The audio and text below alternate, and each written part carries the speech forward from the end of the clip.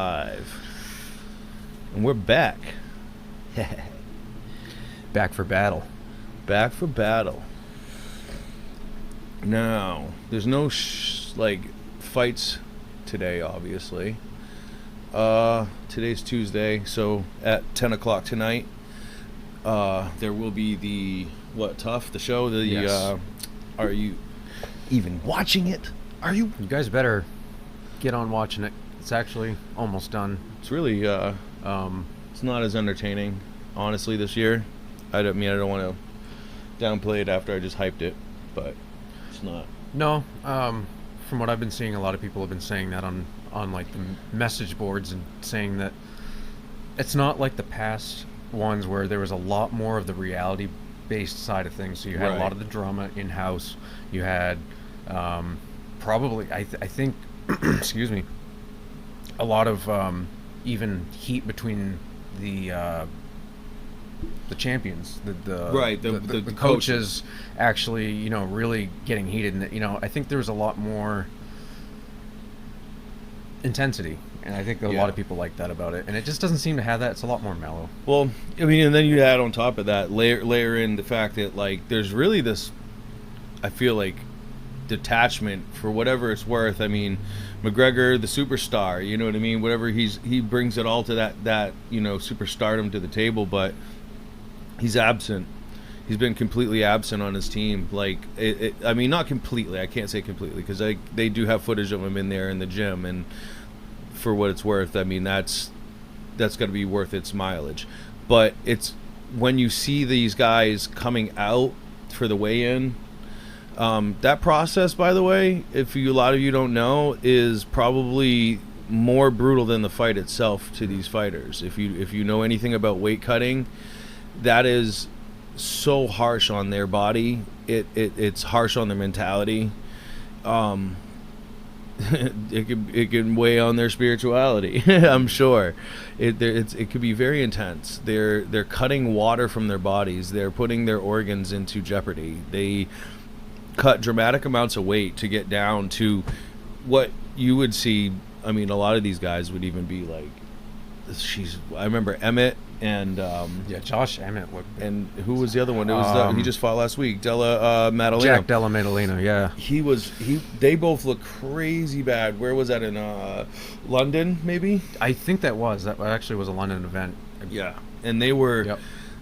They did not look. They looked like skeletons, and I don't know how they passed their physical for that. Like, they do monitor them a lot of times when during the night of a weight cut. If you see a fight get cut, or like they cancel it or whatever due to like a fighter not having health concerns or something, generally it has to do with the weight cut. Like, their organs are like, their kidneys are fucked up. They can't cut any more weight. That's it. They're cutting them, not doing it. Right.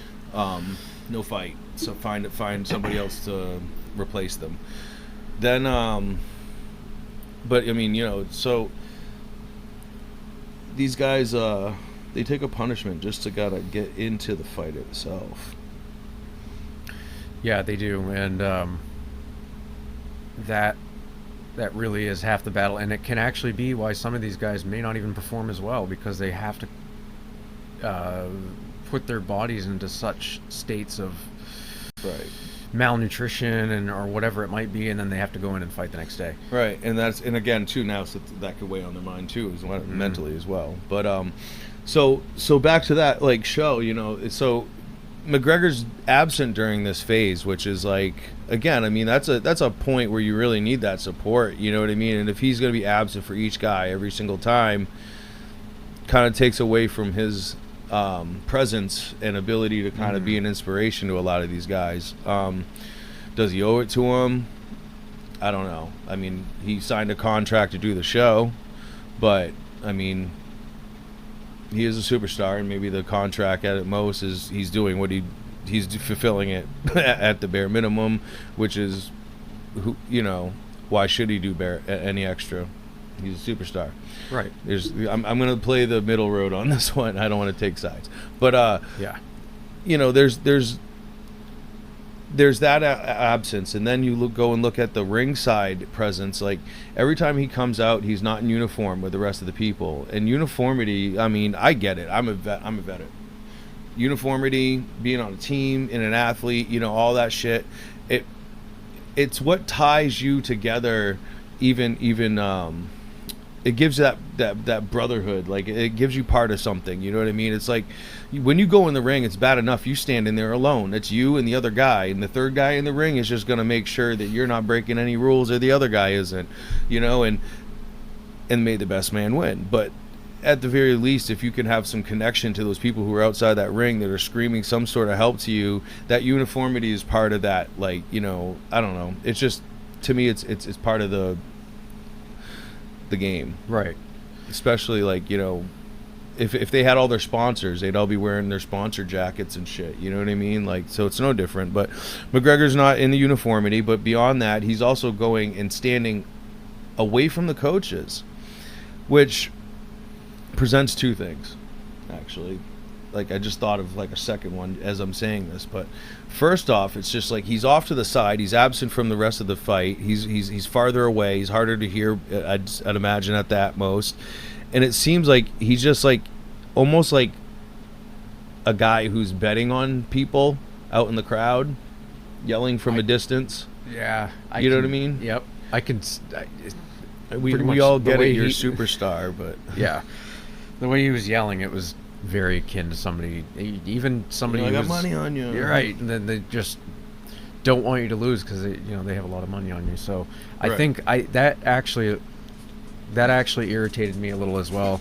Check and see that. See if that's running. Keep going, yeah, I think that a fighter should have his coach in there.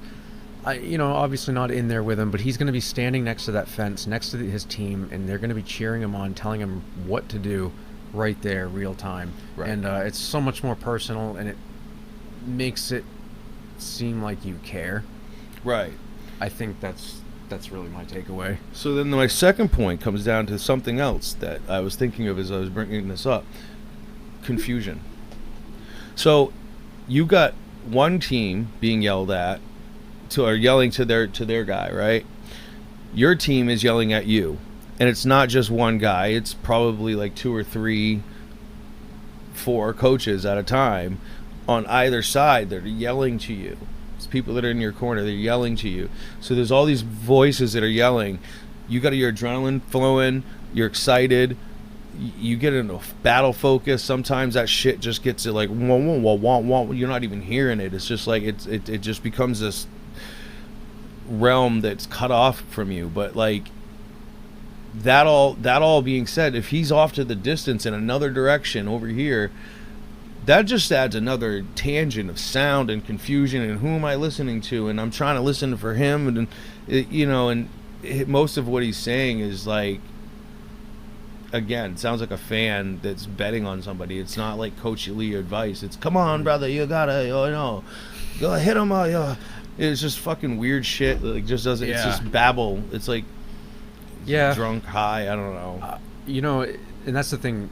You actually made me think of this saying, as far as their location to the fighter, that makes sense too, because you're going to immediately start out and memorize in your mind where that sound you're going to be looking for and where you want to hear it.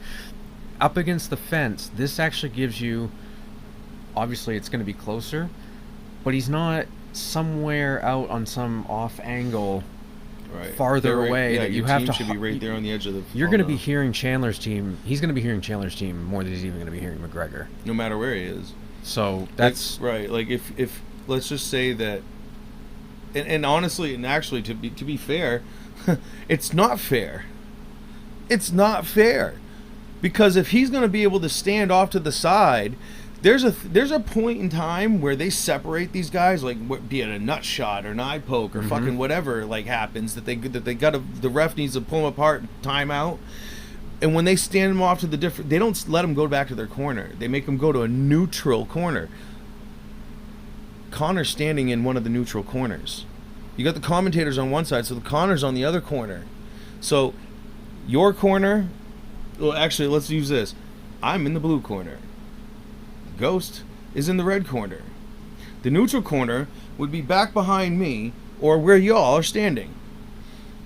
Let's just say that the commentator is back here behind us in this corner.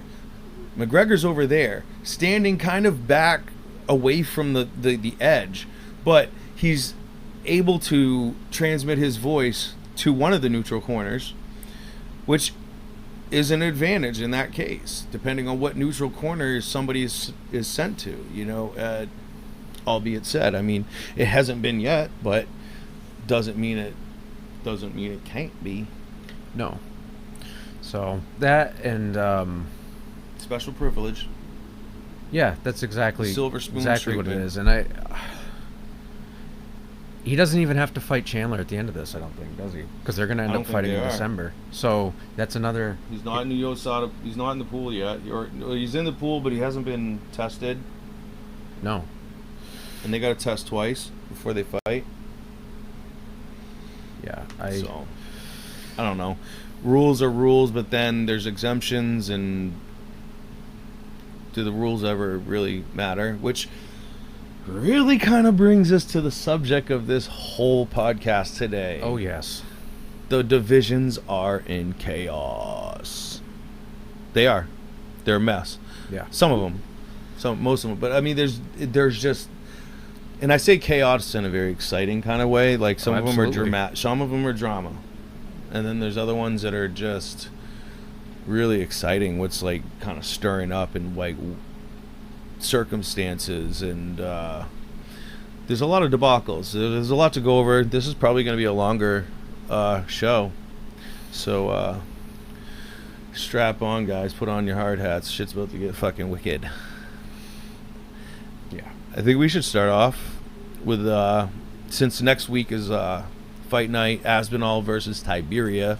Aspinall coming off an injury. This is the heavyweight division. So let's go ahead and just start right there with heavyweight, since we're there. Now,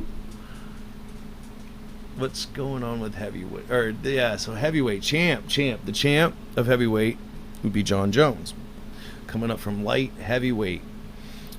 He's reigned king, the GOAT, pretty much, unquestionably, questionably, controversially, the GOAT. All in one, the GOAT. Undefeated, for what it's worth.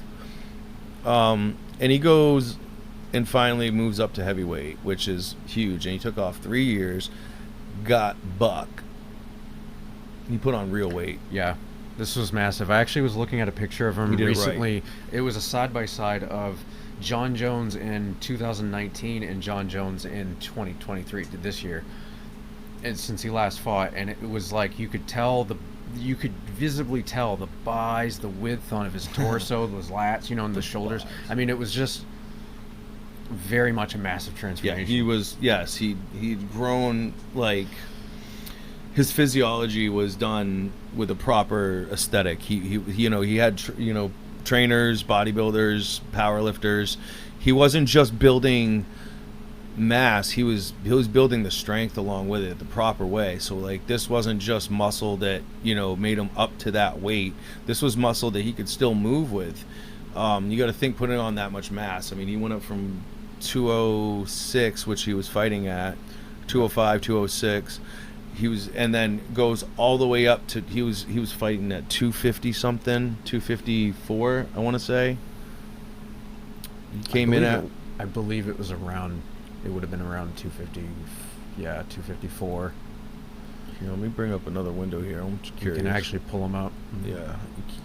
But he was just massive. Yeah.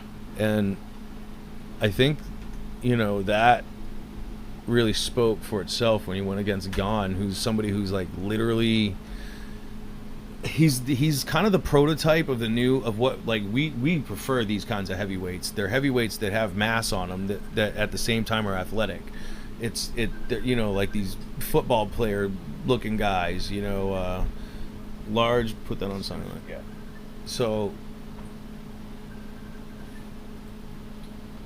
we've been seeing a lot of them moving up in that's really kind of.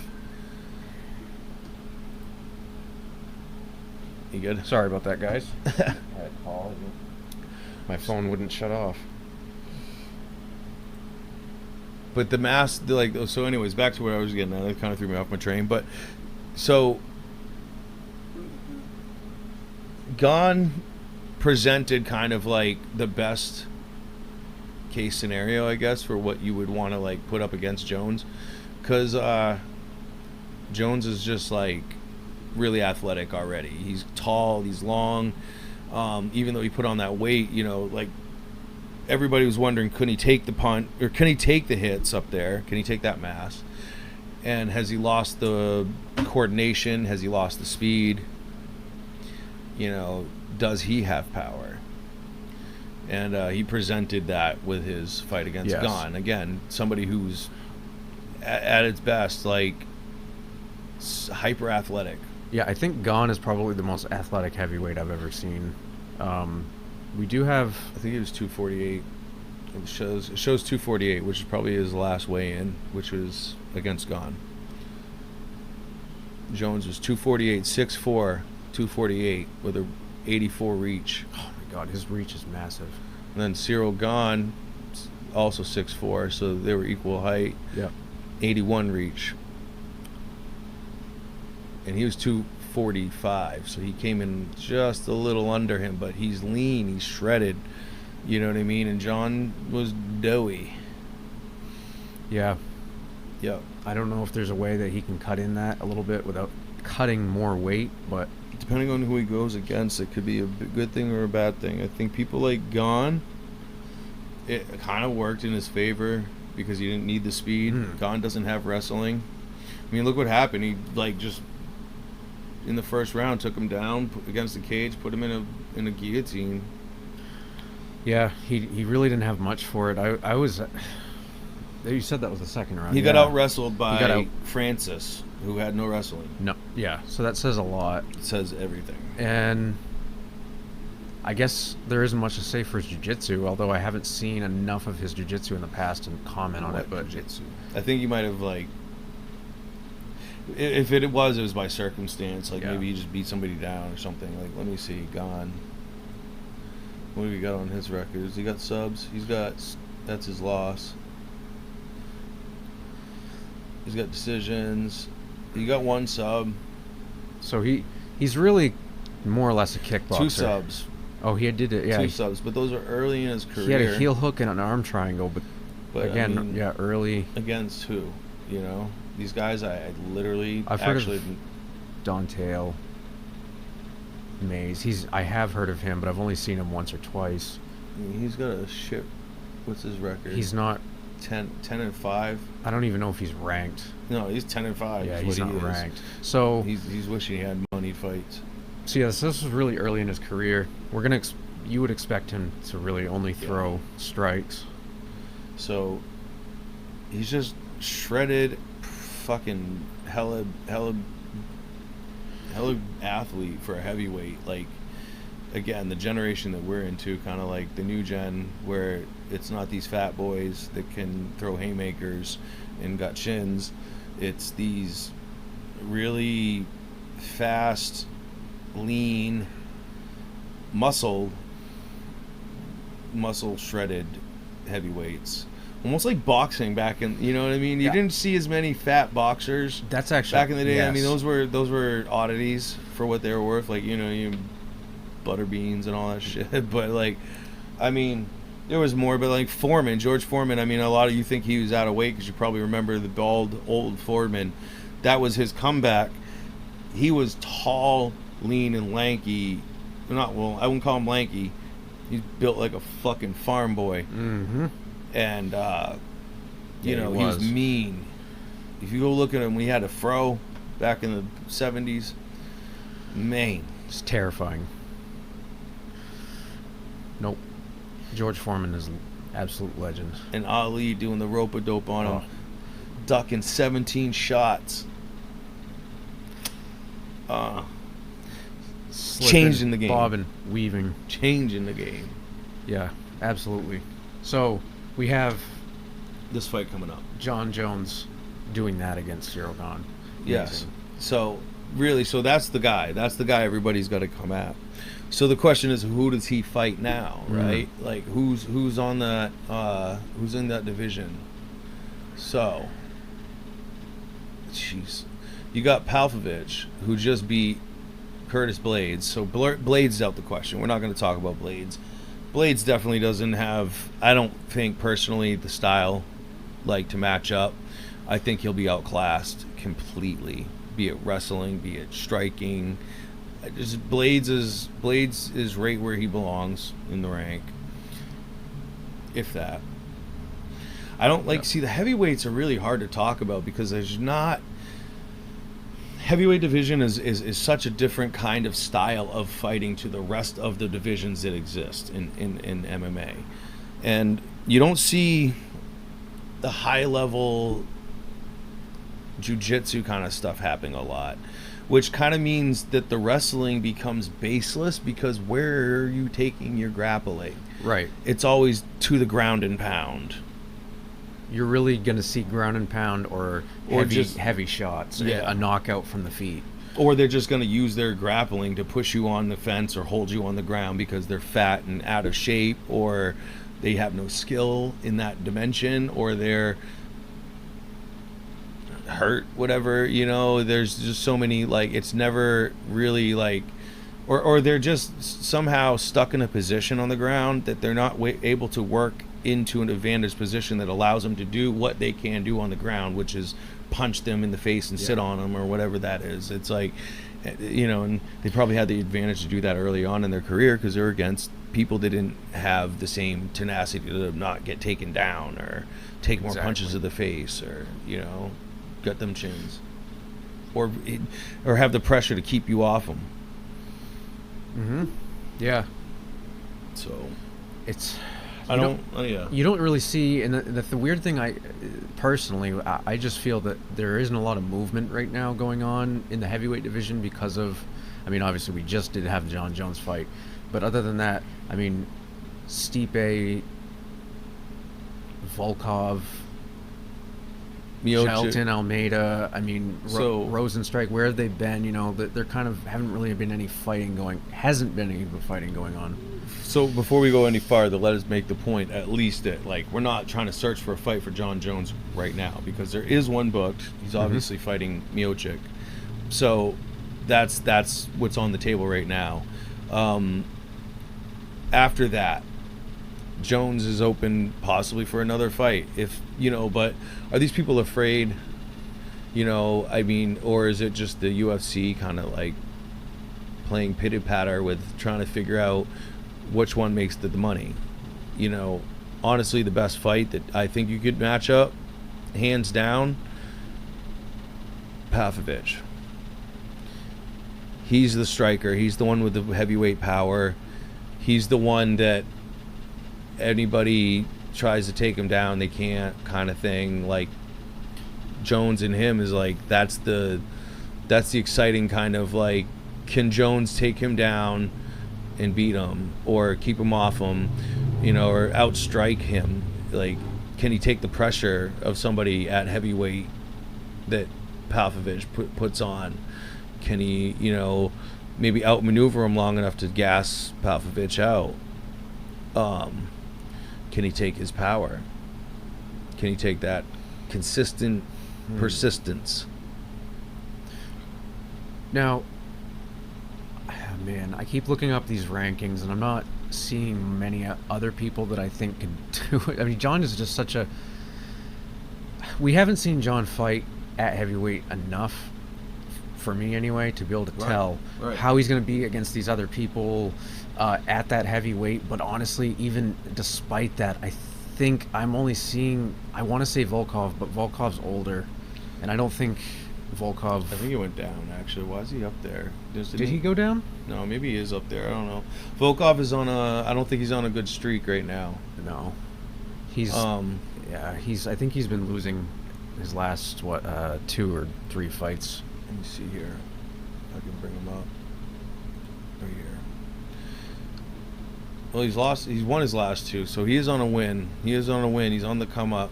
All right. And he's number 7. Does he get a title shot at number 7? You know what I mean? Right. Over Pavlovich, who's literally on a fucking streak. And Pavlovich is number 1 contender. Number 1. So they're going to naturally give it to him. I would think. After Miocic, I don't even know. Like, they're giving Miocic this fight, but I just, like, for some reason, I feel like that's not the fight to even, like, that we need to watch. It really sucks. Stylistic, yeah. Yeah. And then obviously not Tai Tuivasa because he's just on losing streak. Like, And I don't think he would even be able to out wrestle him. Whatever wrestling that Ty would be able to do, I think John would be able to get away from Ty. Ty's just gonna and go outmaneuver him. He's just gonna do exactly what Gon did to him, which was pound his body with them leg kicks, which you got to believe that boy's legs are way longer, way more like, yeah, there might be string bean legs, but trust me, taking the same kind of shots, no. There's still something to be said for the technique behind it. He's and plus a doughboy body. He still does have a lot of muscle behind that, the torque. So if you can throw the torque into it. Ty's on a double loss. He's out of the question. You don't see, and this is the thing, and this is going to actually come up a little bit because in light heavyweight, I'll talk about it in a little while. I'm not even going to get there, but you don't give title shots to people who are on an L. It's just unsportsmanlike. It's undisciplined within the matchmaking. It's unauthentic. It undermines the entire premise of having a rank system and having people work for fights to get up to that rank and make it matter. And it's really disappointing that this is a consistent problem, and that along with vacating belts and doing interims if somebody wants to go up and vacating their belt and making them have to fight somebody else who's got their belt now. Makes you wonder, a lot of these, who is the true champion, because there's so much of this, like it's almost become a what's the term, revolving door, a turnstile that you go through, and it does keep it fresh, but it's kind of the purpose of why they do it. I think it's really the reason they do it is because it's to shake things up. They get there's a lot of reasons to shake it up, and it's not just because somebody's like reigning as a champion. Obviously there's a lot of other intricate little political aspects that, if you think about it in the business realm, if some people are, if someone's being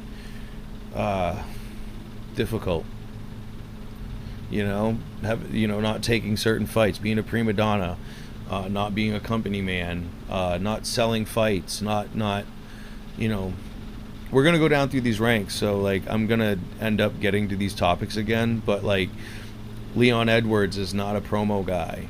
That guy can't sell a fucking fight to save his fucking career.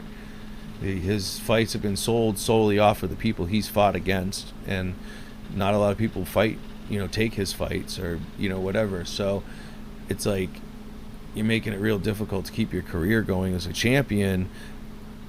He's one of those instances where they're going to take somebody and pluck them from the ranks that are designed, tailored to assassinate him in the ring, to drive him out based on stylistic setup, more or less. It's not a fix. It's not throwing the fight, but it's definitely setting him up into a suicide mission. Yeah, it's definitely by design. I think they have a hand in a lot of that, and I had fun with it. I personally think, though, that there needs to be a lot more organic rise to fames and sort of tournaments that actually sportsmen, without pushing a certain someone or this person or that person to be able to come up and jump over all these heads and sort of challenge an opponent that those people whose heads that they jumped over could have been actually awesome candidates and may have even put in more work to earn that fight. Absolutely. So like, again, it's just like, it's unfair. It diminishes and depreciates the value of having rank. What is the necessary? Why even have it? Just have a roster and have their win-lose streak fucking speak for itself and just promote fights, I guess. Like, you know, as a storyteller. And I don't want to say that in the sense of like WWE storyteller, but matchmaking is storytelling.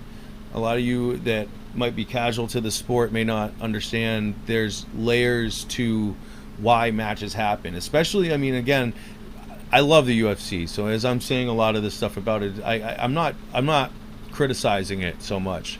I just understand it, and some of the things like are conflative, but I appreciate no matter what the design of what they do, and I just wish to see a little bit more, I guess, authenticity to the way they have it set up, because it becomes arbitrary. But yeah, yeah. So where are we going now? So now we're still in the heavyweight. I mean, I think we're talking contenders for Jones. Right. So this weekend we got Aspinall versus Tiberia, which is kind of, I think, a pickup fight. It's a tune-up, because Aspinall just came off an injury, and honestly, if you ask me, we kind of skipped around all down through 1 through 7.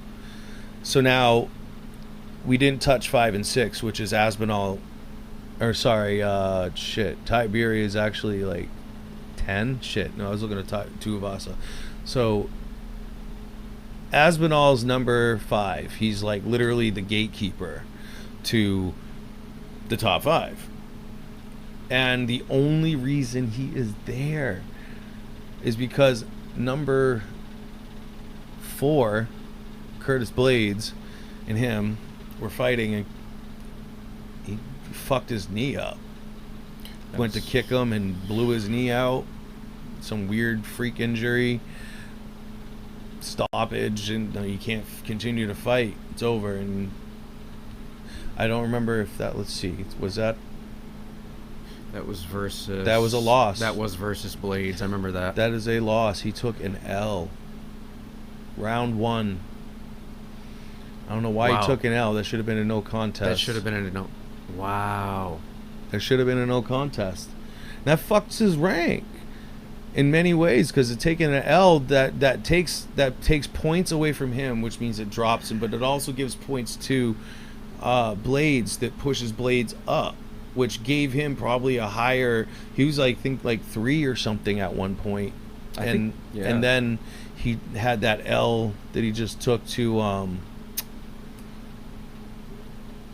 Popovich, and now he's a number 4. Stipe is 3. Gon's still number 2, but Sergey went up to 1. So it just shuffled things around really weirdly. Yeah. You know, so either way, Tom Aspinall is getting this chance to come back, you know, and get his feet wet again. Ring rust, injury. Well, how long was he off? That had to have been... That happened 6 months? On July 22nd, 2000. Oh, sorry, no, that's... Dude, a year ago. So it was... July 23rd. July 23rd, 2022, so he was injured. Exactly and a year then ago. July 22, a year later, 365 days later, he is fighting again. So 1 year complete with a knee injury. I think he tore like an ACL or that one that's in behind it. It might have been the... not medial collateral. It was... It's the MCL, the ACL, and I believe there's a UCL. I LCL. think it might have been one of those two. The lateral the or U something. And the U and the L, but it was the one in the back, and I don't believe it was the ACL. However, it could have been. I don't know. Like I watched a physiologist actually do a video where he broke down the injury. Actually, maybe you know what? You don't want to bring that. You want to bring that up? I haven't done a sound clip yet. Yeah, we haven't done a sound bite yet. Put one in. Let's see if we can find it. This is actually a really compelling video. I loved it. If I can find it. A physician took the time out to actually look at this. But yeah, like it was the way that it happened that it just like kind of he was kicking, and when he kicked, it just I think he went for a leg kick. It was a side. Was it his body kick? Off the hip. It was like a roundhouse to the body, kind of. Yeah. And the leg that he was kicking with, the way that impacted, it just, his knee, you could see it almost kind of like flinch, as it, I guess, was buckling, and that something broke in his knee. Now, go ahead and keep him going. I'm gonna see if I can find this. He breaks it down, and it sounds incredibly painful. That I remember watching the fight, and he was on the mat for, I think, 5-10 minutes. I mean, they really had to stabilize him, and this took a little while to get out of the ring. And you don't usually see these, even with fairly moderate injuries. This one was bad, but I don't know if I'll be able to find it. When he hit the side, and then you could almost see, it was almost like the shin jerked, kind of. You could see that, like, shuddered back. Yeah, like you said, and it. Maybe I can. Pulling it up now.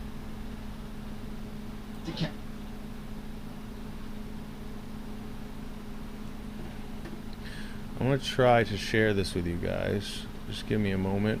And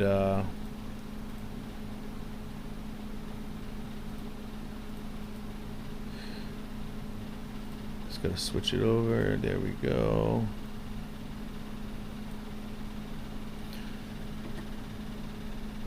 Yeah, you guys will definitely see in a second. Now, I want to be careful with this. I'm just going to kind of like actually bring the sound down so we don't get cut for the sound. Yeah. But here you go. Oh, wait. I'll bring it back. He goes the kick. Oh. It's just weird. He goes right here. Bang. And then just immediately falls back. It's rough. Really rough. Can easily see why it took a year for him to recover from this, so it's going to be exciting. I'm actually excited for this. I didn't really know until I hadn't been paying attention since up till the last fight. I saw it was Tom Aspinall, and got pretty excited because I want to see how he performs coming back from an injury like this. Good luck to him. I mean, it looks like his leg kind of like hacks. So like right here,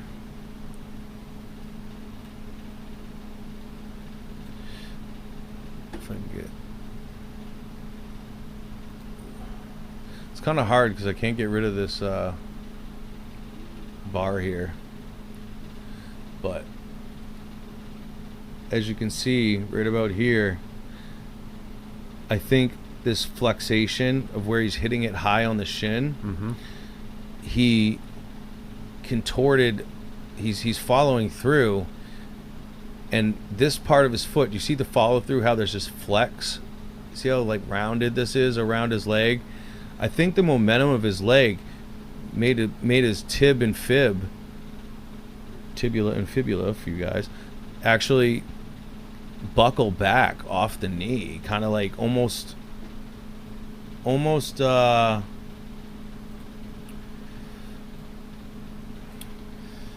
shearing it off the knee back.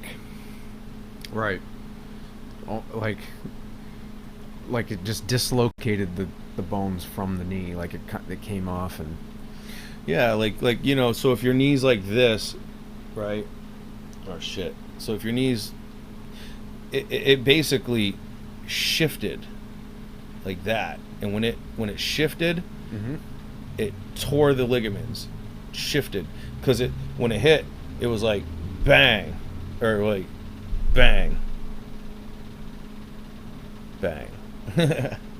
It's the best I can do it. Sorry, it's mirrored in a weird way.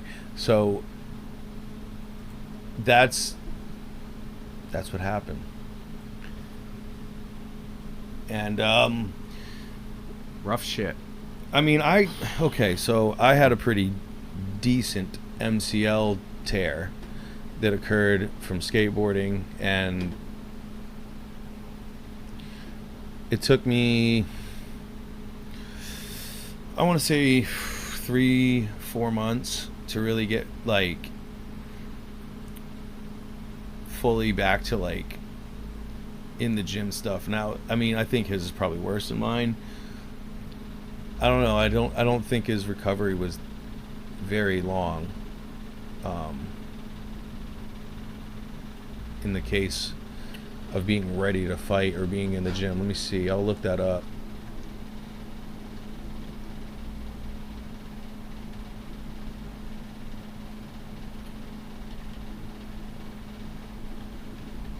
Keep them going. Or check that feed. Make sure it's going, actually. Yeah, let me check the feed. So I'm just looking up his recovery time.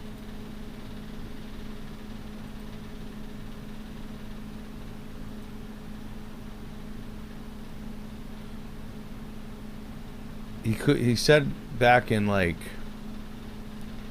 I'm trying to see, this article is in January of 2000 of this year. It's the end of January this year. He said 14 weeks.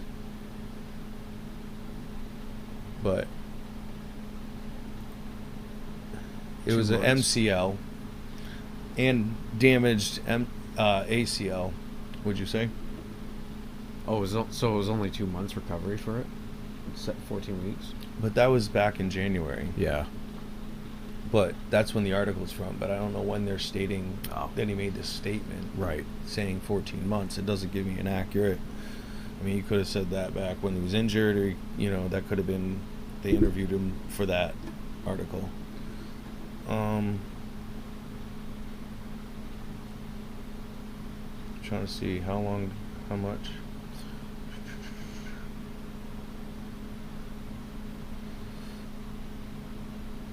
Yeah, so it's kind of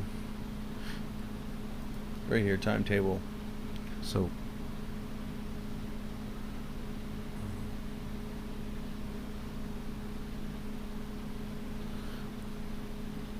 man, I wonder if he's going to be going for the kicks as much. If that psychologically kind of gets into his head, he might grapple more. Well, he was fighting a veteran, so if you think about it, I mean, like, yeah, let's think about that strategy a little bit. Like, would you exploit that if you were Tiberia?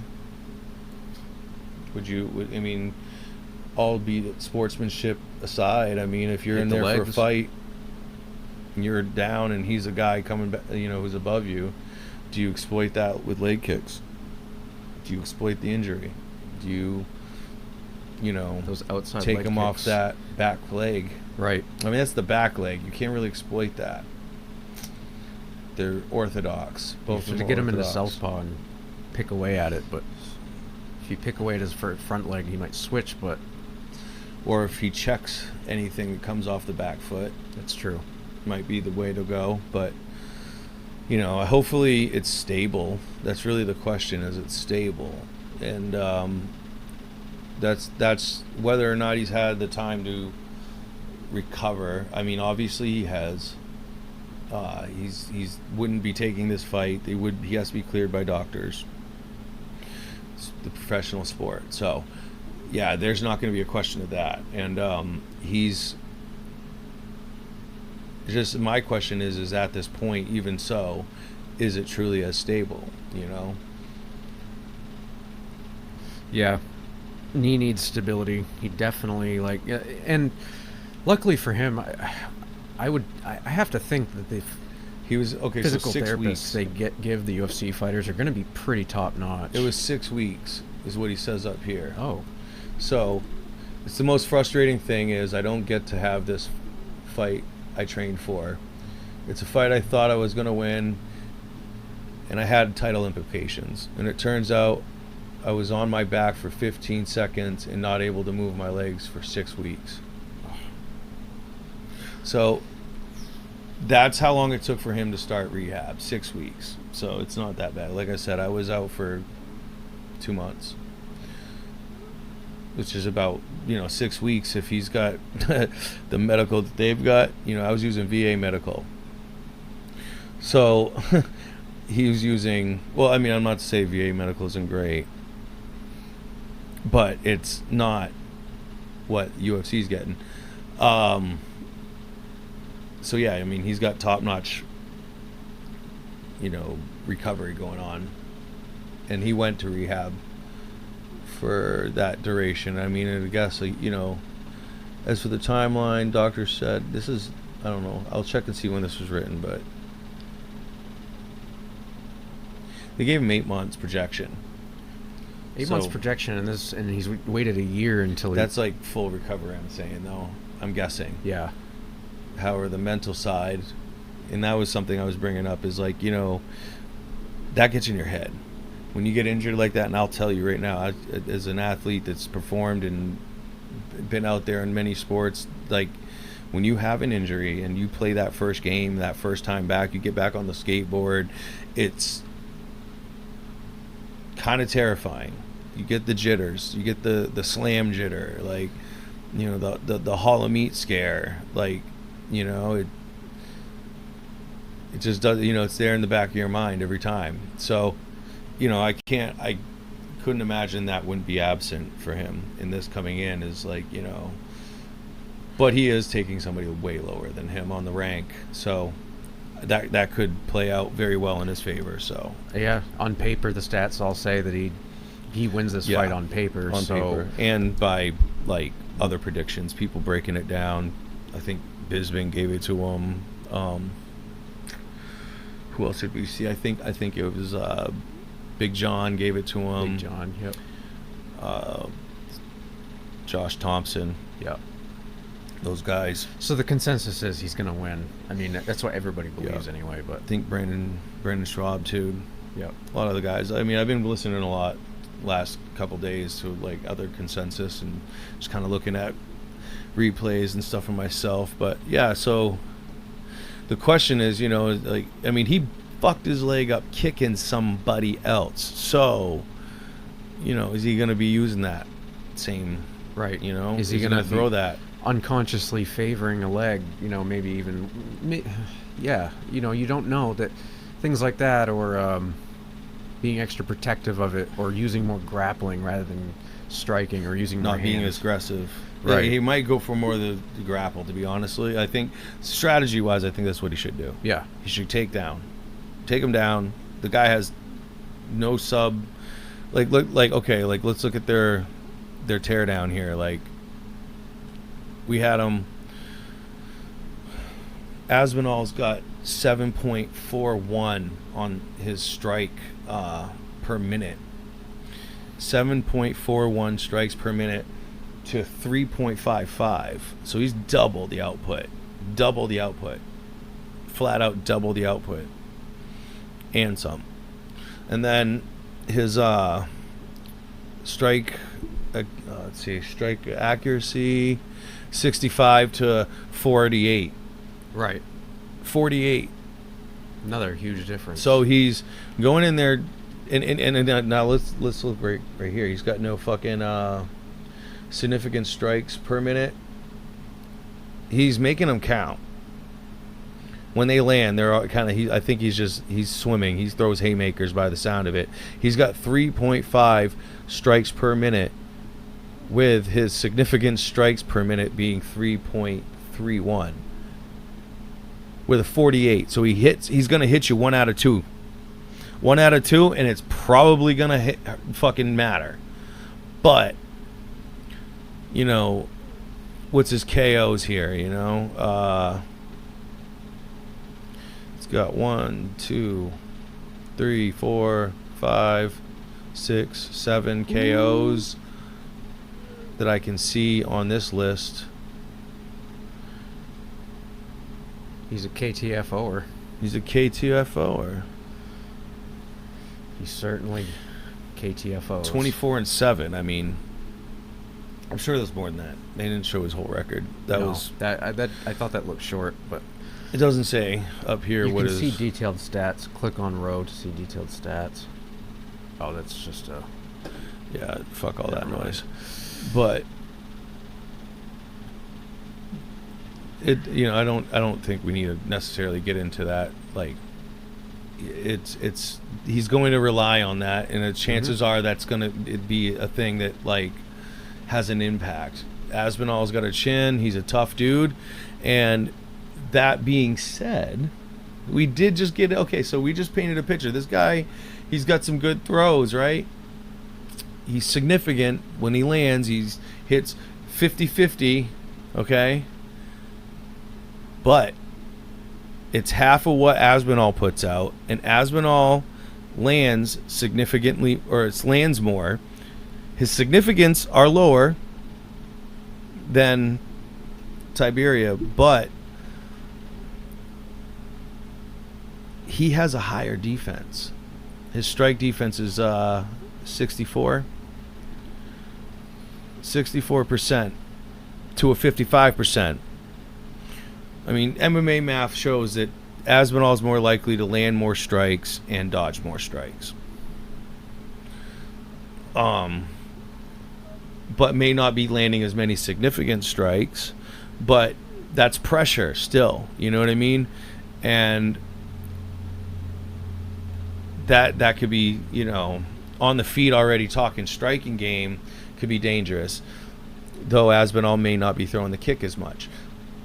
But he's got takedowns like a motherfucker, bro. This is where we're going to get into like where Aspinall's really going to win this, and if I was his coaches in his corner, I'd be pressuring him to maybe throw some fucking flurries at this dude and get him to cover his head, expose the belly, go for the single leg, get him on the ground, get that sub. That'd be that strategy, because he's got 4 average takedowns in a fight, I think it is. Let's see. Average takedown per 15 minutes. So in a 15-minute fight, in a 3-round fight, he's averaging 4 takedowns. That's pretty significant. Good. That is significant. And his accuracy is 100%. So every single one of those 4 takedowns per fight, he's taking you down. And he's got a takedown defense of 100%. Now, that's going against a guy who's got a takedown defense of 79. He's got a really good takedown defense, but it's not 100%. No. He's got a takedown accuracy of 33%. So against Aspinall, nope. Canceled. No. You're going to have to get him tired, hurt, really bad late, if that's going to happen. Be the first. So it can happen. Probably a takedown off of like stunning him or something, maybe rocks him and then takes him down, but like it's going to take something like that, something that hasn't happened yet, because it hasn't happened yet. And he's only got an average of 1.39 takedowns in a 3-round fight, so that's really nothing. It's not gonna really have against a guy with 100. No. So again, now subs. We're averaging 2 subs. So for 2 of the takedowns, he's averaging a sub. You know what I mean? Per a 15-minute, right? Per 15-minute. He's averaging 2 subs per 15-minute. That's significant. That's crazy significant. Yeah.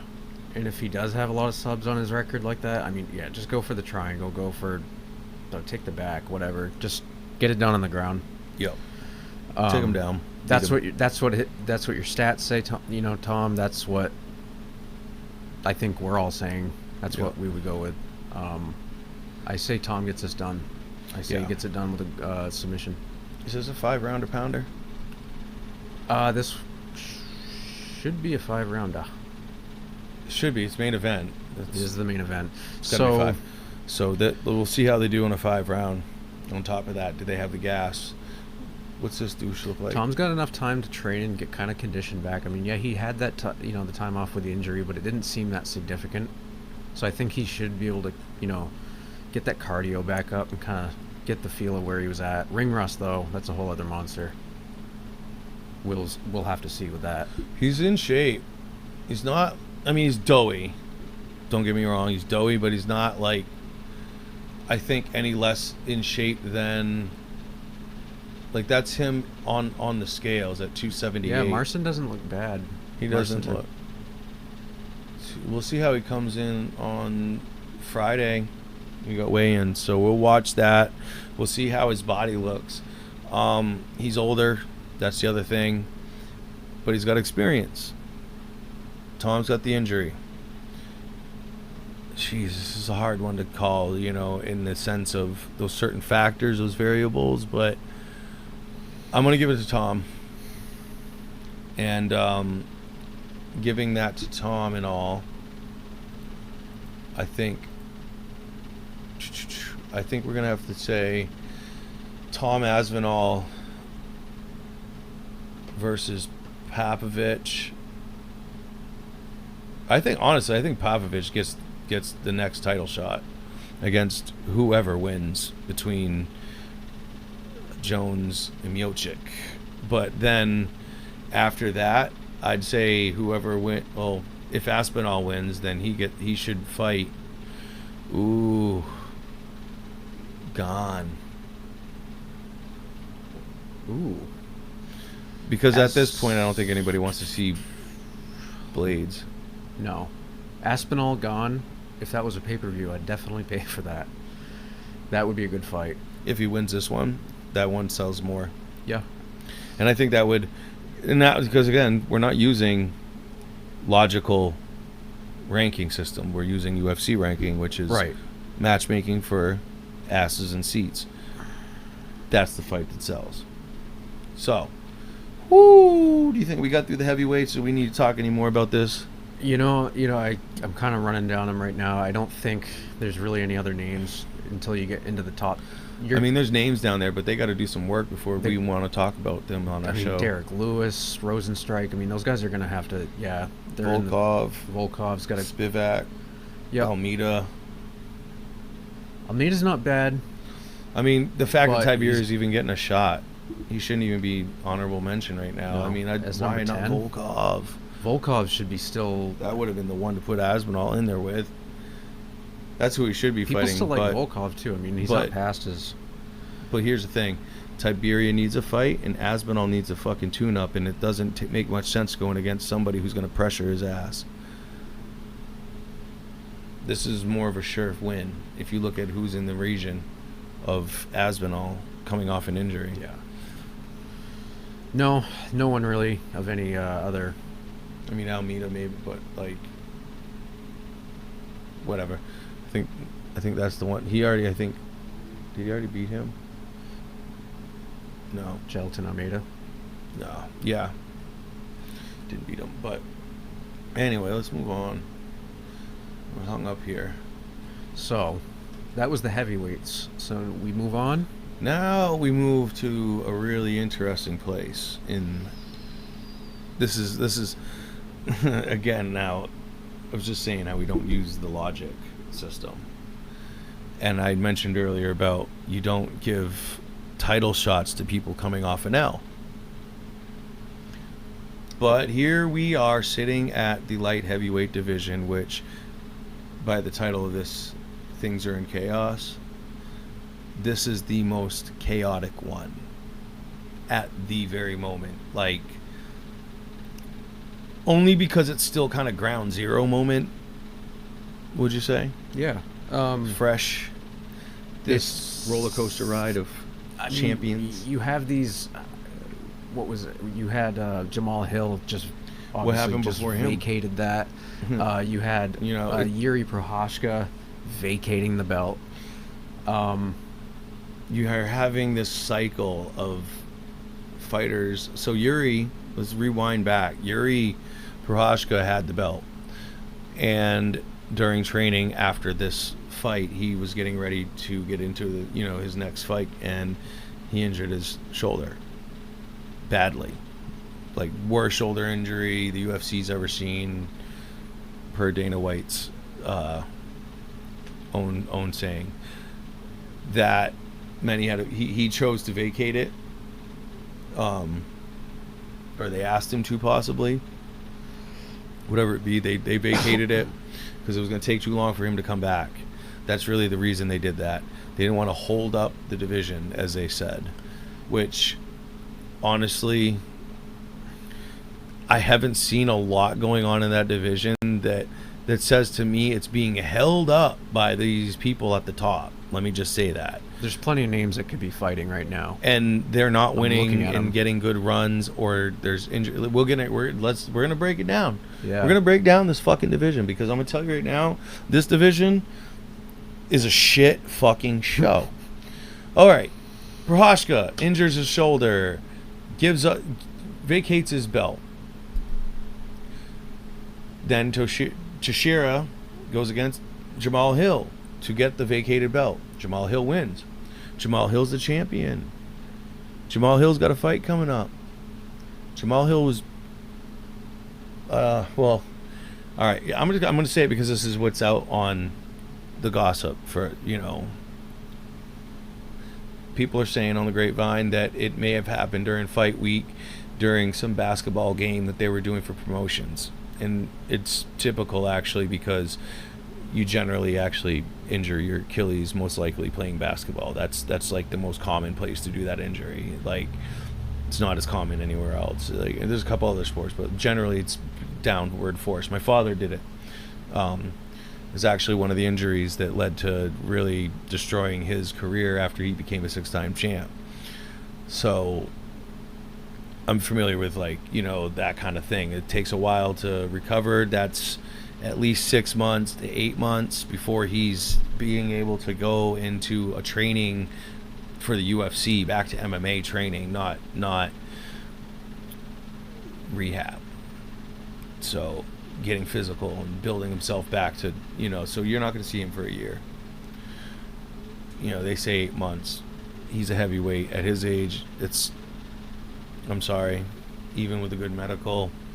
Took Aspinall how long to come back from a torn ligament in his leg, in his knee, and Jamal Hill just tore his Achilles tendon. That's a muscle detachment, bad one. Goes up the whole length, back of your leg to your hamstring. It's a fucking horrible muscle injury to take. Not one I see him bouncing back just right away from, and he was heavy already, coming, like, they were talking about his weight. So, yeah, I don't know. I don't see, so vacates his belt, presumably for the same reasons, not to hold up the division. So now we got Jan Blachowicz, who comes in. There's Magnumov Ankalev. Yeah, there is Magomed Ankalaev, who's in second. And he, like, won his fight over Jan questionably, and it was like shit fucking decision. I remember, controversial win. Like, nobody wants to see the fight again. It was a really fucking shitty, boring fight. Nobody liked I hated it. That. It was a fucking just two people leaning on each other in weird ways for a long time, wishing they had more cardio or something. It was not a fight. It was a lot of absence of fighting and avoidance of fighting. And nobody wants to see that fight.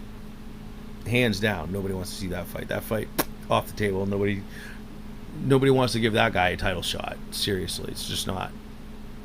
Even though he's number 2, we're not going by logic. We're going by UFC matchmaking logic. So, underneath Blachowicz is Alexander Rakic, who was injured with a knee injury. When he had his last fight, he was the other one. He had stepped, like, back on his leg, and it was like his... so you have 2 bones in your leg, and the one on the outside rolled out.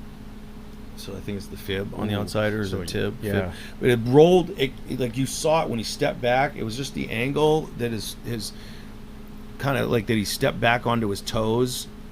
His heels were up, but his knee kind of buckled and rolled back in on itself, kind of like out of place and back, like a dislocation almost, like it rolled, just like might have got focused in a weird setting in the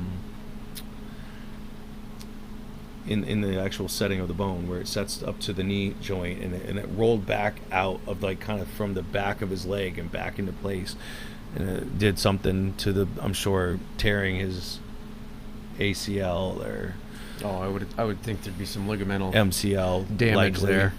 MCL probably in that, so he's Not a minor injury. and that was not long before I think it happened to Tom. I think it was like the week.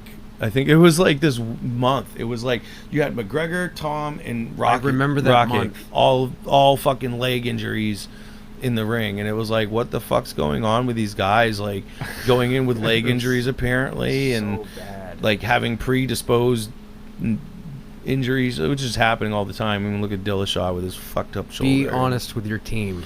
Be honest with the fucking fans. Be honest with the people betting on your fight. Be honest with the franchise, dude. Because you're letting a lot of people down. If you go in there knowingly, letting yourself down. That's I don't. It's wouldn't be fraud, but I mean it's just it's one of those things. It's lack of integrity. Right. Thank you. I was actually searching. It is a lack of integrity. The right thing to do is to be honest. Say, look, I've got this. I don't know what's going on with it. How long it might take to heal.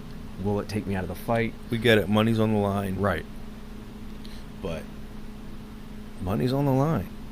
Not just yours. So you got to remember, your sports entertainment. People are buying your show, and you're putting on that entertainment. So you need to show up to that fight in the best condition to put on that performance, both for the fans and for the people that are betting. Because you're passive aggressively, should I even say passive aggressively, or just like secretly undermining the entire authenticity of the fight. You're throwing the fight. You're fixing the fight. There's a fix. There's a variable in there that matters.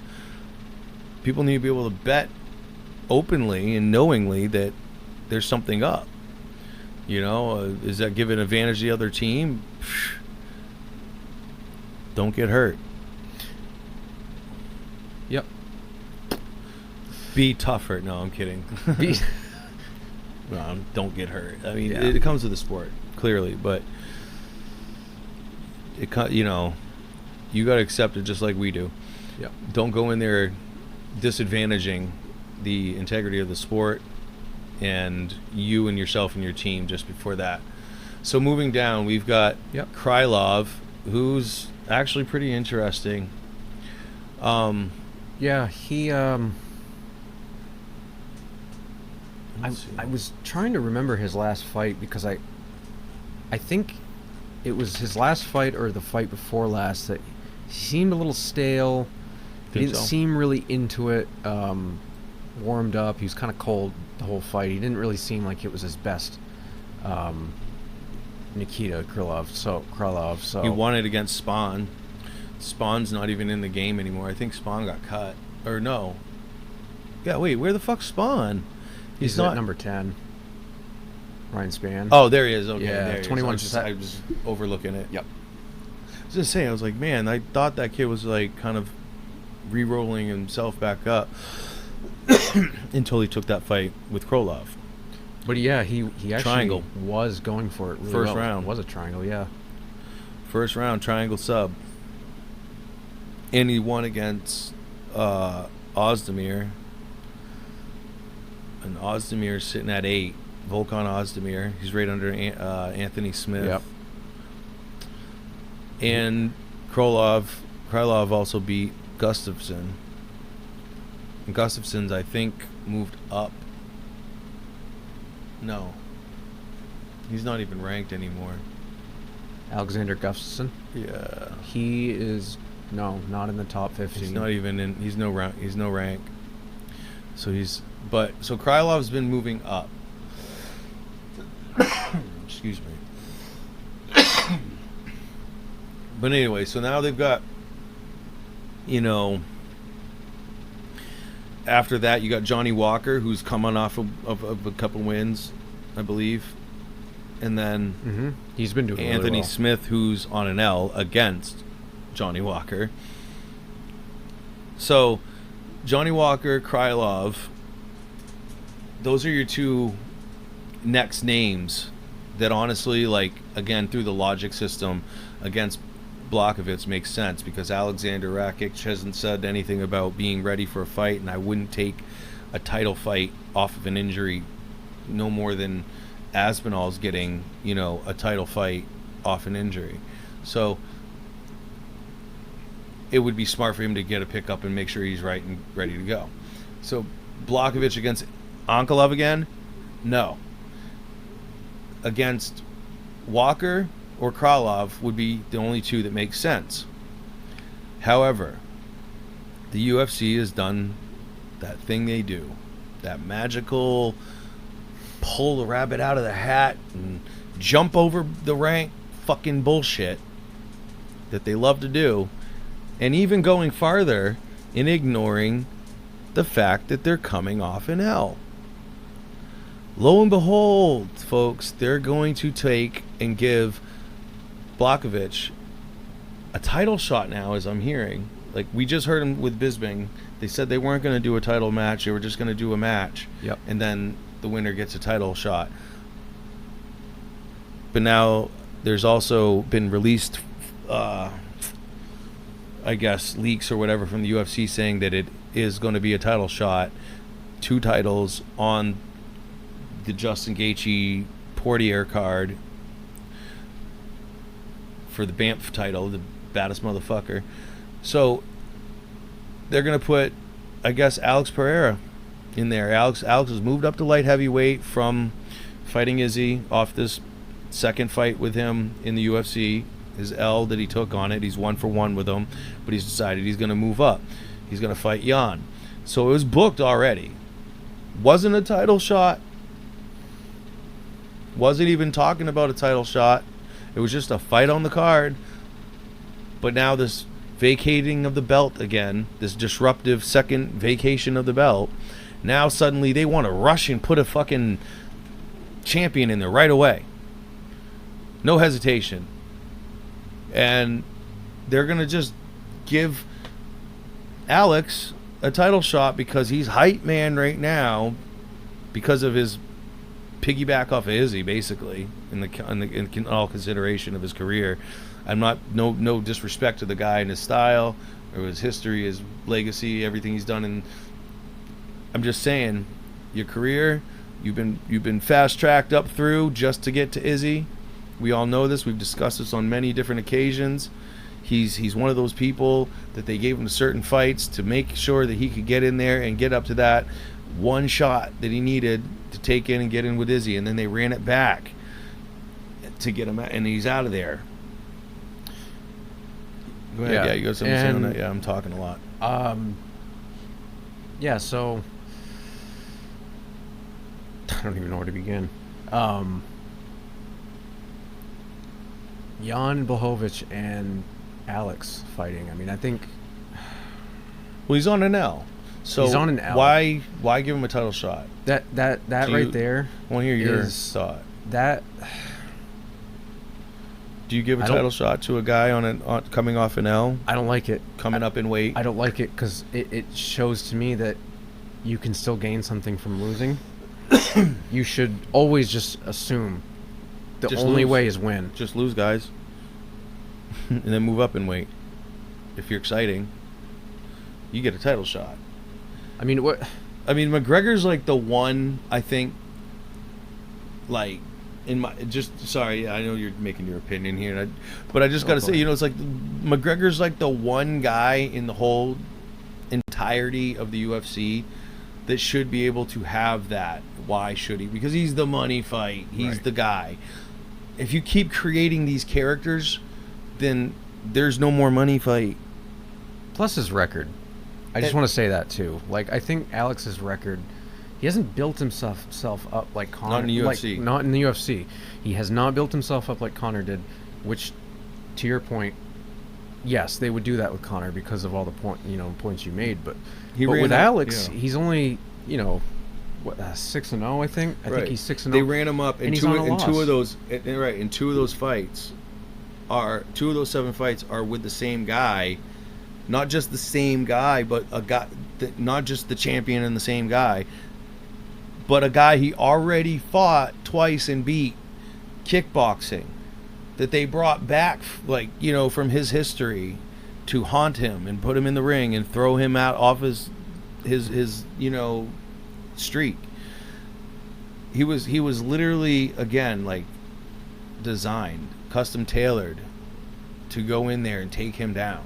You guys are going to start seeing a pattern with this. Yeah.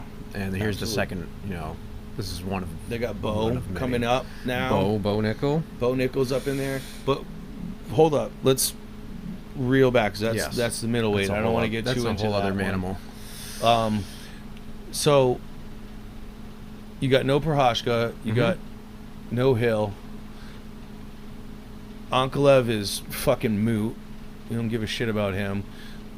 Blachowicz is like the big fight next, right? Obviously he would be the one that you give the, a title shot to, but if you're going to fight him with Alex, you can't make it. It already wasn't. And I get it. See, here's okay, so the big thing of why they're trying to make it a title shot too is because when you put fights on the main card, it goes by weight as far as like the main event goes. So a co-main event, a main event, and all that, it goes the last fight's the heaviest. This is just the etiquette of the sport. It's nuances as it may be. It's important, and as far as the aesthetic goes, as the history, the tradition. So keeping up with that tradition, it's supposed to be heavyweights as the last fight, but they've already had the fight booked with the BAMP fight. So if it's for a title, the title goes on top. Then you can have heavyweights underneath that as a co-main still. But if you put a title on, but they like so now they're gonna have to like basically bump the other one below it, right? Yeah. And that doesn't make sense. Because if it's not for the title, then it's like you got a title shot for obviously it's a made up title. It's a badass motherfucker title, BAMF. So it's not a real title, but it's being treated as such. It's still a title within, right? So that has to be on the top if the other one's not, but the other one's a heavyweight. And this title is being fought at lightweight. Do you see the pickle? Yeah. So what do? To honor tradition, you're gonna make the heavyweights for the division. It just worked out in their favor almost in a sense. They're like just gonna fucking go with it because now you can put the heavyweights at the top fight, make it for the title, not for a title shot, not a contender shot. So that's the shit show that light heavyweight is now. Well, Jan actually said in that interview with Bisping that he wants to stand and bang with Alex. He's not afraid to, but he thinks he wants to do it. That's what he likes to do. But he's done this with Izzy. I think he could stand and bang with Alex if we're using Izzy as the mold for style to style. He said he'd Alex go for and Izzy. Shoot. But he did say in round 2 he thinks he'll get it done in round 2, probably by a shoot. By taking him down, grappling and grappling. Right. So if that's true and Jan wins, I mean we're looking at. So if he Jan doesn't knock him out in 2, is what he's getting at. Right. That he's not going to waste 5 rounds. No. Going toe to toe with a kickboxer the size and magnitude of Pereira, who unquestionably is insane at striking. How is he going to be at light heavyweight now in mixed martial arts against somebody who's big? He naturally walks around way bigger than Pereira. Pereira's big, but he fights mainly against middleweights. He has been fighting middleweights, and then he has kickboxed and had a championship at kickboxing at light heavyweight. But conditioning wise, we're talking not MMA, we're talking kickboxing. Those people are probably a lot more closer to his body type in size, as opposed to being the size of Jan, who walks around pretty large. Like, he's kind of a heavyweight who cuts down to light heavyweight. Yeah. So, bigger guy, bigger person to get hit from, to hit, and to avoid clinching, and power from control and grappling. Yeah, I think I think people will be on the Alex train because it's Alex, and they're going to bet on Alex. Using logic and not MMA math, I think Jan gets it favorite because of stylistic body type. The whole triangles. I mean, I can't speak to stats. We'd have to look at the stats. Stats. Jan's had way more experience in MMA. He's got way more record. His loss is to a guy who's a fucking wrestling, grappling guy. You know what I mean? Like, he beat Izzy. Let's use that. Right. Like I said, if we're using Izzy as that mold for Alex because of the super if they're similar carbon styles. copies, if it's yin and yang, right? Are they kind of yin and yang? Would you yin and yang them? They're different, but have a little bit of the same in each one. Yin and yang. Right. They're polar, but they're tied to the same gravity. They're the same model. Mm-hmm. Alex has a different aggression and like output style. Izzy's a lot more flexible, unpredictable, and dodgy. But in the consistency of being a striker, in the realm of the type of striker that they are, he's gonna be fighting similar to the same kind of dangers. Yeah. Same dangers. And Alex is naturally bigger, so he probably will be a little bit more comfortable than Izzy was at a light heavyweight. I think Jan will be able to grapple Alex a lot more than he did with Izzy. Izzy just has a specialty for takedown defense that really is kind of an uncommon. I don't know if it's just a natural ability that he has, or if he just does train it a lot. Izzy took down Alex too, and he actually got Alex down too. And Izzy doesn't take people down. No, it's not an Izzy thing. Like, you don't see that from Izzy. Like, which might have been even a purposeful thing on his part, just to make a point. Had to. Yeah. So he did it in the first fight. It was the Alex. It was the first. Yes, that's right. So he did it on the first. We have to watch that. We got to go back and watch.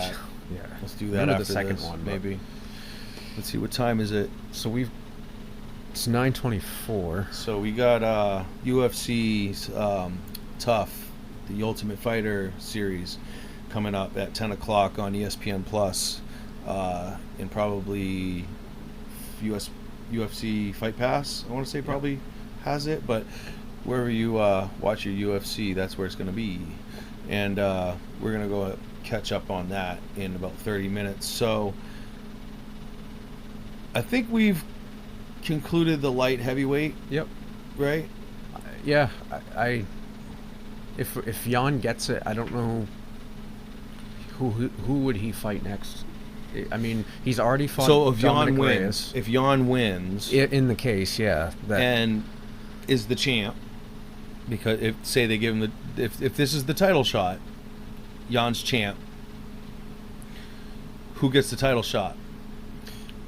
Like I said, he fought Reyes once. I don't know if they would ever do a rematch. Dominic Reyes is Where's 12. Reyes? Reyes is 12. He's not 12, so there'd be no way that they're going to ever rematch. See, it's got to be something again. Like the fact that they're giving the special. I think I'm gonna go ahead and say this is special. You don't give title shots to people coming off an L unless they're the hype. That's end of story. Pure, as far as you can take that. And this is an exemption of the case. Therefore, you're not going to give it to Rakic. You're not going to give it to Anthony Smith. You're not going to give it to Paul Craig, Spawn. Ray. I don't know if Ray has won his last fight. I think he might be coming off another L. There's a lot of weird L's and nobody moving up. I think Nikita Krylov could be one. Krylov or Walker? Yeah, it would have to be Krylov or Walker. I think you fight. I think what happens is you fight Krylov and Walker next. Winner gets the title shot. Jan is gonna need a break after this fight with Alex. I can't see him coming out of this without some sort of fucking damage taken. He's gonna be beat a little. Alex is no gonna matter put a beat what on him to even get the take. Yep. He's gonna take some damage. If he's gonna stand and bang, that's a gauntlet.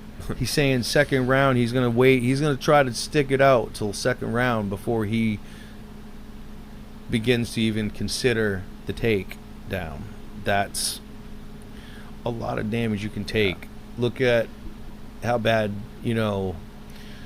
he's put a lot of other people down. Of course, those were smaller people, but this dude, his strikes are not going to not be the same. His power is going to be there now. Absolutely. Even more. Speed, like what you think his speed's going to be a problem? Like if his speed is like a thing in middleweight, moving up to light heavyweight against people that aren't necessarily like high output strike. I mean, I don't think his differential of loss of speed is going to necessarily make it hard for him to hit Jan. No. When he's practiced kickboxing his whole fucking life. No. Those are the people that doesn't affect. And he's going to be an extremely shredded good weight at heavyweight. He cut weight and was still huge. And you know what I mean? Mm-hmm. When he went down to it, so dude, he's gonna be a fucking. He could beat Jan. Yeah. He could beat Jan. This will be an interesting matchup.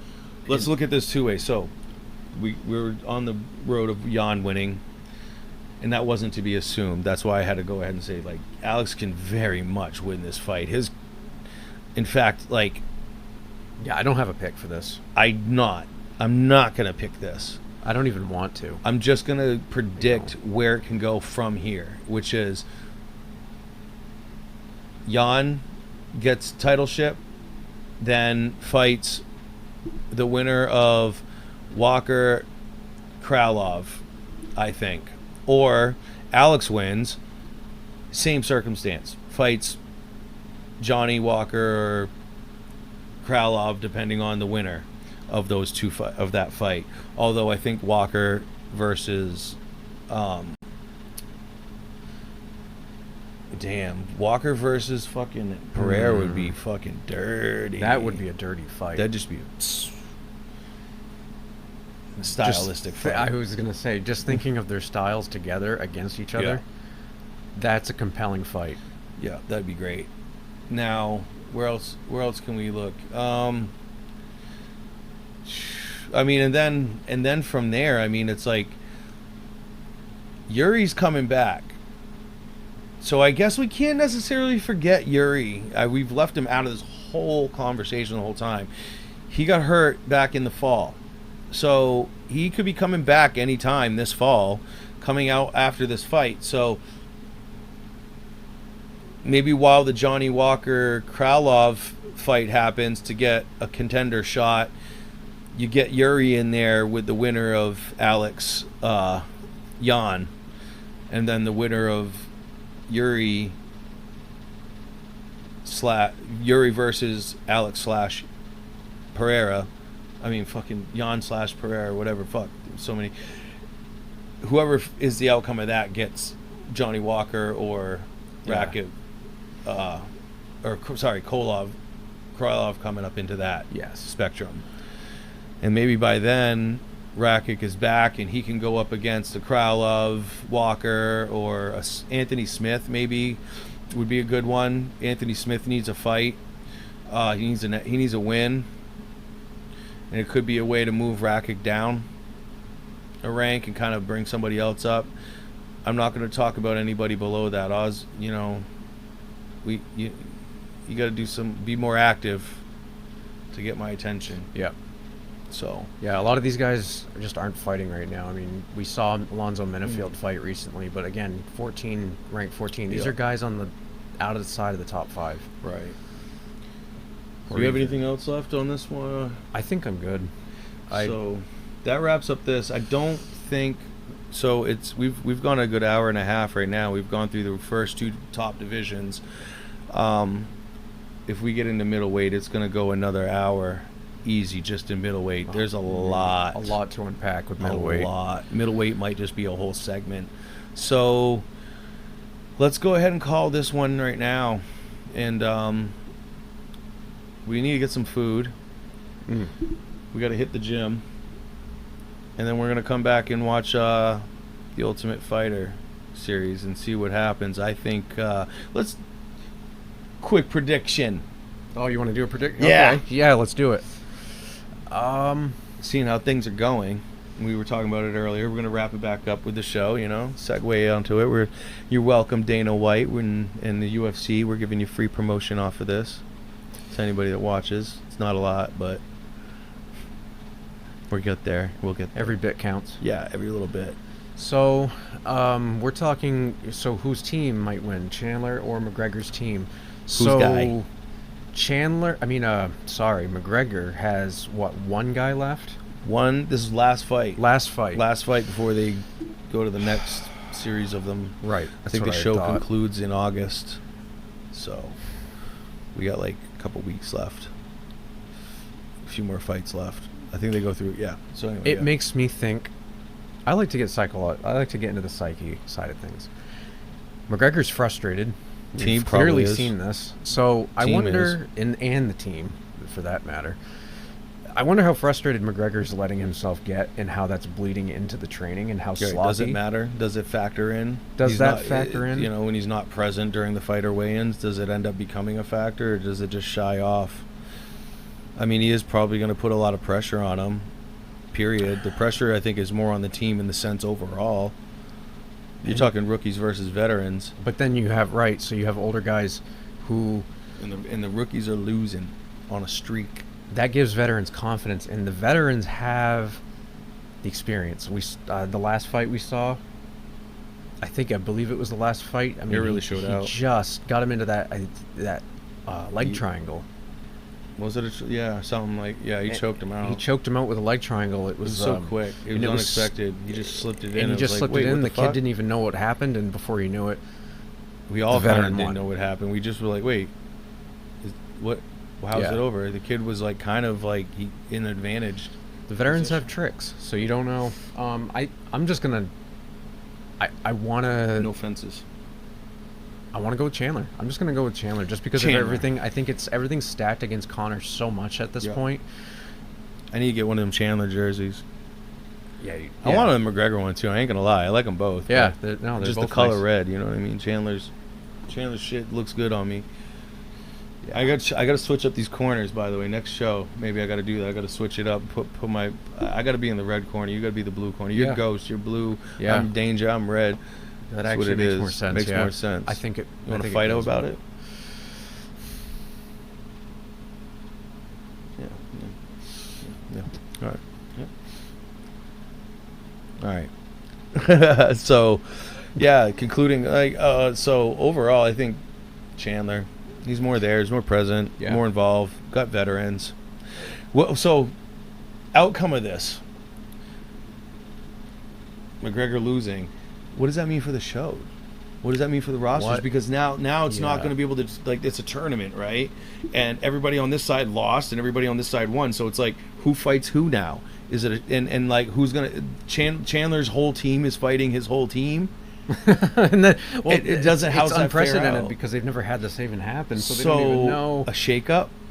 It's a shakeup, maybe. Do you? No, I'm saying, like, do you take the teams, Mhm. shake them up, like you give, you throw them names in a fishbowl and you pluck them out, Mhm. and they each pluck a name and they get a guy, and they take them through the next round against each other. I mean, McGregor's lost. You lost all your fights. I mean, you got nobody to fight your next fights. It's all Chandler's guys left. So what happens? Like, I don't know. Like, I this is going to be really Yeah. interesting. And honestly, I'm more excited for next week than this week. Regardless of what happens, I'm more excited for next week than this week, because even if McGregor gets a win, he's like, what? So what does that mean? You got one guy to coach through the next fucking fights, while Chandler fights his guys against his guys. Like, you're gonna have to shake it up, no matter what. Yeah. Or McGregor just fights all of Chandler's team, not at once. Just tag team them in on McGregor. 5 rounds. Yeah, they could do tag team, and then it'd be even more chaotic. right. Just slapping in. slapping it. So, who knows? It's gonna be Slap in or tap out. Slap in or tap out. He's got 2 options, and I think those are it. I think his options are get more involved with your team. Maybe sell the show. Oh, and take the fight with Chandler, you fucking beefed up, juiced up box motherfucker. Take the damn fight. Take the fight. We all wanna We don't see care it. about the steroids. Matter of fact, let them both take steroids, beat the fucking bricks off each other. I don't give a fuck. Let it happen. Let them go. Let them go full fucking yoke to the fucking choke, all the way, and just beat the Can you fucking imagine how ever-loving insane? bloody piss out of each other through the ring. Through the ring. I want the ring to break from the magnitude of these 2 steroid fucking juiced out freaks just taking each other's faces and pummeling them against each man. other's fists, knees, and other appendages. Just We all want to see the fight. Just do it. Do Don't it. dodge it. I don't think you will. I think Conor will do I it. think but Conor's afraid of Chandler. Fact. Sorry, you guys are fans of fucking McGregor. I love McGregor. I love McGregor's style. Not as much a fan of his antics all the time, but whatever. I mean, he's a superstar. He can do what the fuck he wants. He's rock and roll, man. Right, He's that's the fucking lifestyle he Irish. lives. He's the champ. He's a couple time double champ. Not a champ anymore, but motherfucker makes the money. Motherfucker brings the game. He can do what he wants. But that's what happens when you win 2 belts. you're scared. Your boy's scared. McGregor's scared. He does not want to take on Chandler. Chandler is going to... I think there's a different ferocity to Chandler than his last opponents that he's faced. That Chandler just brings up until even in his career, from all the way from Bellator to now, he still brings it. And McGregor does not spend as much time. No, that's the other thing. Too much partying. That stuff takes its toll. It did it to Mike Tyson. It did it to fucking, like... I'm not even going to try to go back. I mean, we're trying to summarize the show here. So it really doesn't matter who. These guys are just... They're a different kind of type. And McGregor's scared. And if he ever gets in the ring with Chandler, it's going to be a spectacle. No fucking doubt about it. But who knows? Maybe they'll put him in there with Makachev. Maybe they'll put him in Oliveira. I guess there's talk of that. That wouldn't be a bad one. But anyway, you know what? We get to talk about that when we get to that division. We're going to do the show We'll again cover all probably the tomorrow. divisions. We're going to get hit the next division. Just start chopping through the divisions through the week. Try to get a weekly show going, or a daily show going if we can. Get this rhythm up. But that's as much as we got for now. And we'll catch you guys later. That's a wrap. KTFO. end of the show. Let's go.